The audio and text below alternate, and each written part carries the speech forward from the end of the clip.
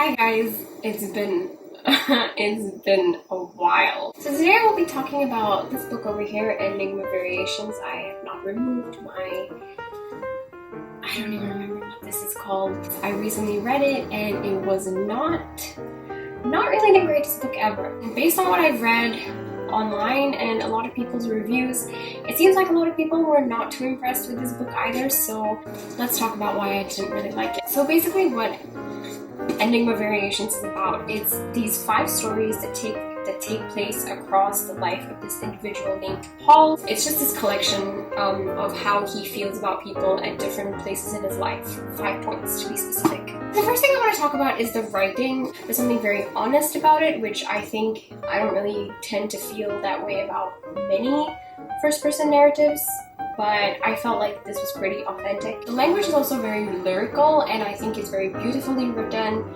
and I was expecting that, so it was delivered to me, and I definitely can appreciate that. I do appreciate the lack of labels on what Paul is attracted to, and like sexuality. I appreciate the fluid approach to it. There's no dramatic revelation of anything. I like that. I thought it was cool. So he manages to capture these seemingly insignificant or like the smallest of moments and just make you really think about it, which I thought was very interesting. I thought it was very well done. The negative point, and I want to get into this, like I said in the beginning, not the best book, and this is one of the reasons why I struggled to care about the story. I struggled to care about the characters. I struggled to care. Well, the characters are not really there. It's mostly just Paul, and I did not like Paul, which I will get into in a bit.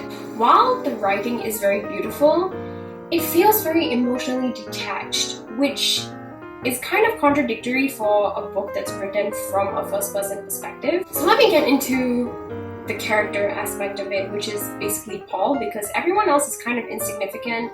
I don't remember if everybody had a name. I'm sure some of them did, and I'm sure all of them did, and I just couldn't be bothered to remember any one of them except this one guy named Manfred, because when's the last time you met someone named Manfred?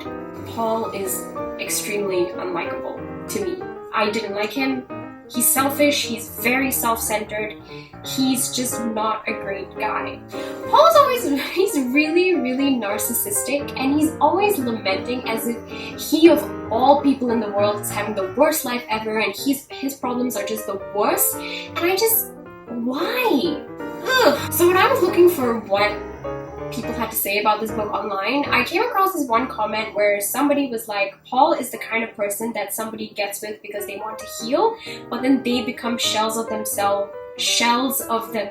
in the process of trying to heal or fix Paul. You know, the I can fix him kind of situation.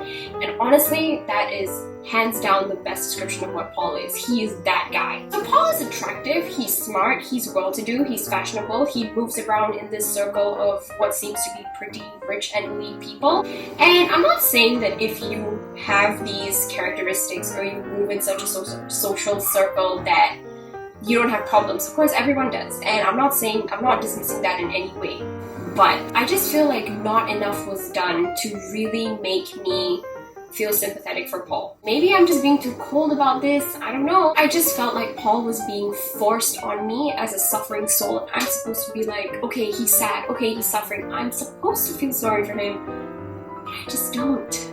I think what they were trying to do with this book, or what he was trying to do with this book, is to highlight this idea that pain and suffering and sadness are just as vital to the human condition as love and happiness and all that, but I just don't think it was executed well enough. So now I'm going to get into the stories. Now, 2 of the stories were actually very well written, and I kind of wish that all of the stories were of the same standard, but they're not. Something else that really definitely set me up for disappointment is the fact that the first story in the book, First Love, is the best story in the book. So First Love is about Paul's, what I believe to be his first encounter with love, or whatever love is when you're 12 years old. It's really well written. Some passages were extremely beautiful, while at the same time being a pretty realistic description of what love would be to a 12-year-old. You know, when you think that, oh, this person is the be-all end-all, this is it, this is the one, but you don't really understand that it's very likely not, because you are only 12 and this is the first time that you're feeling this way. And so the way that they wrote it, like, really beautifully, and at the same time being very honest and still, you know, I don't want to say childish, but in that way, yes, very innocent, kind of naive. I definitely really enjoyed that, and I think that's what made this story the best, because it's the most honest. To put it simply, it's a very profound expression of adolescent feelings. The other story that I liked was called Star Love, which is the 4th story in this book.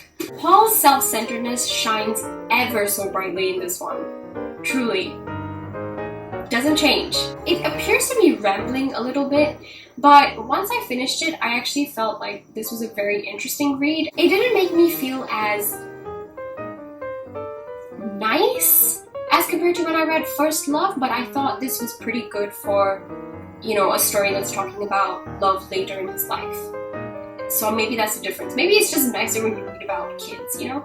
So the other story that was kind of interesting was Spring Fever, which is the 2nd story, I think. It had some very interesting observations, which pretty interesting social commentary that I thought was pretty cool, and that I didn't really find that with the other stories, so that was a pretty cool characteristic, but the story was average. The 3rd story was Manfred.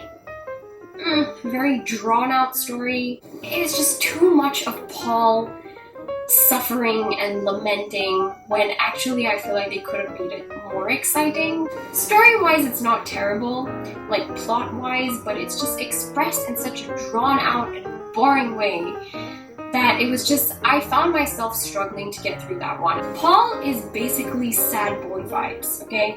If you ever needed a character to perfectly express it, this is the book. This is the kind of guy who could end up on Beam Me Up Soft Boy. He is that kid. He's not even a kid, he's that guy. But at the same time, the interesting thing about Manfred was I wanted to know more, which is what I mean. It's boring because there's actually a story there, but it just wasn't exciting enough. And the ending just left me wanting to know more, but then no, oops, it's another story. That also brings me to another point about how I wish the stories were more connected.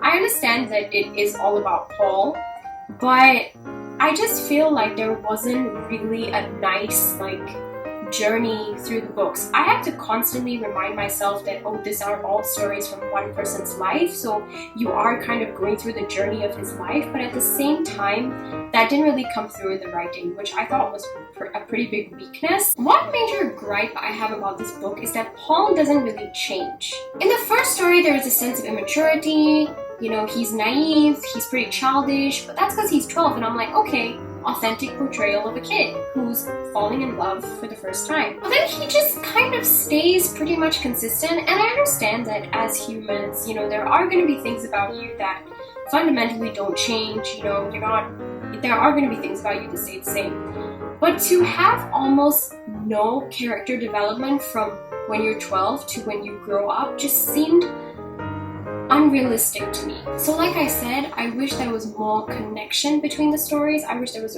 more of a flow so that I could really see, oh, Paul is developing, there's things about him change, there are small things here that are different about him, but I just couldn't really pick up on any of that, and maybe it's just me, but I felt like that could have been a lot stronger. That would have made the story a lot stronger, and it's a shame that that was not done. Like, 2 of the stories were honestly pretty well done.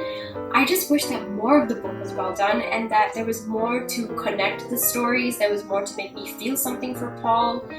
I just really didn't, because the whole book is just like him lamenting, and I just think it was a wasted opportunity to really write this amazing book that beautifully captures love and longing at different points of your life, and how you change as a person, and what you've learned from one relationship, and how it manifests, and how those lessons manifest themselves in other points of your life.